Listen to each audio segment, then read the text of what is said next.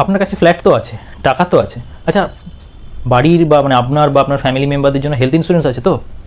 সেটা যদি না থাকে, আপনার ব্যাঙ্ক অ্যাকাউন্টে যত টাকাই থাক, হসপিটালে ভগবান না করুন যদি কখনো হসপিটালে যেতে হয়, সেই রকম যদি কোনো বড় কিছু হয়, তাহলে কিন্তু আপনার সেই সমস্ত জমানো পুঁজি যেতে ওই 1 কি 2 রাত বা 1 সপ্তাহই লাগবে। তো এইটা ইনশিওর করবেন যে আপনার হেলথ ইন্স্যুরেন্স আছে কিনা, first point. Second point, term insurance আছে তো? টার্ম ইন্স্যুরেন্স মানে সিম্পল, যদি ভগবান না করুন কোনো কারণে আপনি যদি ফ্যামিলির আর্নিং মেম্বার হন এবং আপনি যদি কোনো কারণে মারা যান, তাহলে আপনার উপর যারা ডিপেন্ডেন্ট তারা কোথায় যাবে?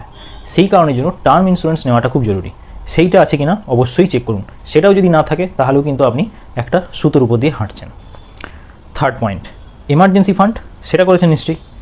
এমার্জেন্সি ফান্ড হচ্ছে, ধরুন কোনো কারণে যদি আপনি চাকরি হারান এই মুহূর্তে, যদি আমি ধরে নিচ্ছি যদি প্রাইভেট জব হোক বা অন্য কোনো সিচুয়েশনে যেখানে আপনি কিছুদিন চাকরি করতে পারলেন না, সেক্ষেত্রে আপনার ফ্যামিলি বা আপনার যে লাইফস্টাইল, যেই টাকা প্রতি মাসে খরচা হয়, সেই টাকা মিনিমাম 6 মাস, সেই 6 মাসের টাকা আপনার অ্যাকাউন্টে থাকা জরুরি। এটাকে বলে এমার্জেন্সি ফান্ড।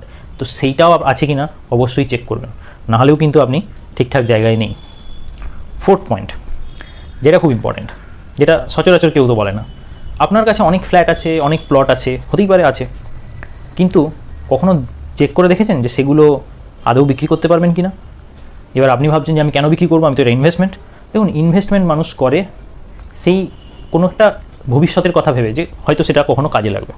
ধরুন আপনি এমন একটা জায়গায় জমি কিনেছেন দালালদের ধরে, সেই জমিটা আপনাকে ওই মুখেই ভ্যালু বাড়ছে, ওই জমিটার দাম ডবল হয়ে গেছে, ওই পাশ দিয়ে রাস্তা হয়ে যাবে, তখন আপনার জমিটার দাম এত টাকা হবে, সেইটা কি আদৌ বাস্তবে হয়েছে? কাস্টমার দেখান, কাস্টমারকে আপনি অ্যাটলিস্ট একটা রিয়েলিটি চেক করুন যে আপনার যে ফ্ল্যাটটা সত্যি কি কেউ কিনতে চান, বা আপনার ফ্ল্যাটটায় কেউ কি সত্যিই ভাড়া থাকতে চান, বা আপনার যে জমিটা আছে সেটা কি সত্যিই আপনার দরকারের সময় আপনি বিক্রি করতে পারবেন। এই জমি, ফ্ল্যাট, প্লট এগুলো যা কিনবেন, এগুলো লিকুইডিটি খুব খারাপ, রিটার্নও তুলনামূলকভাবে অন্যান্য ইনভেস্টমেন্টের থেকে কম। সেই কারণে এই আপনার কাছে টাকা এসছে, ক্যাশ টাকা, বা আপনি হয়তো অনেক ইনকাম করছেন আর আপনি সেটাকে ভাবলেন দারুণ একটা ইনভেস্টমেন্ট করলেন, একজন দালালের হাত ধরলেন, বা আপনার ফ্যামিলিতে যদি কেউ জমি জমার কাজকর্ম করে তার কাছ থেকে আইডিয়া নিয়ে একটা জমি কিনে ফেললেন, ফ্ল্যাট কিনে ফেললেন, কিন্তু তারপরে সিচুয়েশনগুলো কেউ দেখে না। অতএব এটাও চেক করুন যে আপনার এই যেই জমি বা ফ্ল্যাট সেগুলো লিকুইড কিনা, যখন আপনার দরকার হবে সেই সময় যদি আপনি ফ্ল্যাট বা জমি বিক্রি করতে চান, রাতারাতি ধরুন কোনো কারণে দরকার হলো, দেখবেন জলের দরে বেচে দিতে হচ্ছে, লাভ তো পাবেনই না, উল্টে ওই কেনা দামটা পাবেন কিনা সন্দেহ। তো সেই কারণের জন্য এই মাঝে মধ্যে এই চেকগুলো করে রাখাও খুব দরকার।